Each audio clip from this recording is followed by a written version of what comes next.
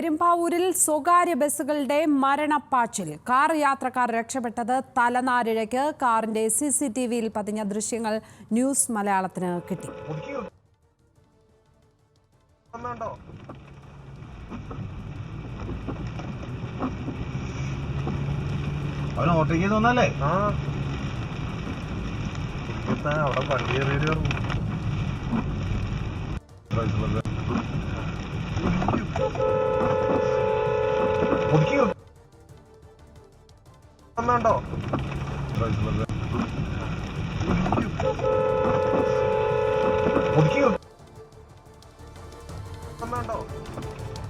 സഹിൻ ആന്റണി ചേരുന്നു വിവരങ്ങളുമായി. സഹിൻ, സ്വകാര്യ ബസ്സുകളുടെ മരണപ്പാച്ചിലിന്റെ ദൃശ്യങ്ങളാണ് ഇപ്പോൾ പുറത്തു വരുന്നത്.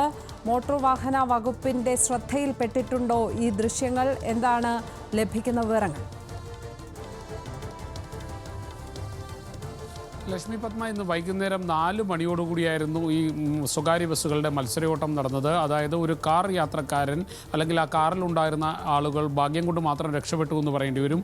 പെരുമ്പാവൂർ വട്ടോളിപ്പടി ജംഗ്ഷനിലായിരുന്നു ഈ സംഭവം ഉണ്ടായത്. കാറിൻ്റെ CCTVയിൽ പതിഞ്ഞ ദൃശ്യങ്ങളാണ് നമ്മളിപ്പോൾ പ്രേക്ഷകരിലേക്ക് എത്തിക്കുന്നതും. ഏബിൾ എന്ന് പറയുന്ന കോതമംഗലം സ്വദേശിയുടെ കാറായിരുന്നു നേരെ എതിർദിശയിൽ വന്നത്. ഈ കാറിന് എതിർദിശയിൽ വന്നാൽ ചരക്ക് ലോറിയെ മറികടന്നുകൊണ്ടായിരുന്നു ഈ 2 സ്വകാര്യ ബസ്സുകളും വന്നത്.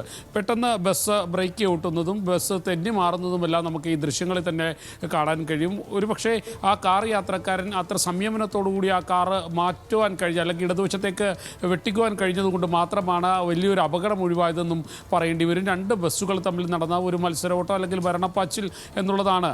അജുവ, സൽമാൻ എന്നീ ബസ്സുകളാണ് ഇത്തരത്തിലുള്ള മരണപ്പാച്ചിൽ നടത്തിയത്. എന്തായാലും ഭാഗ്യം കൊണ്ട് മാത്രമാണ് ഈ കാറിലെ യാത്രക്കാർ രക്ഷപ്പെട്ടത്.